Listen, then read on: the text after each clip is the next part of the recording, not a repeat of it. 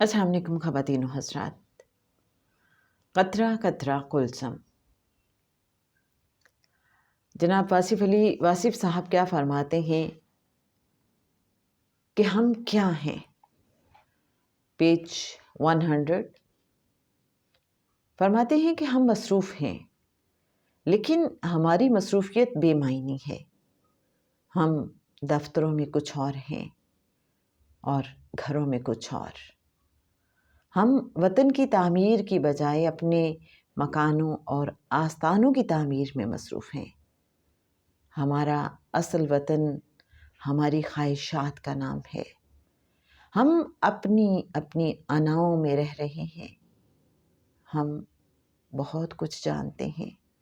ہمارے علم نے ہمیں دوسروں پر فوقیت جتانا ہی سکھایا ہے، دوسروں کے کام آنا نہیں.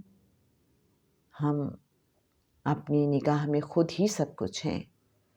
ہم کسی پر اعتبار نہیں کرتے.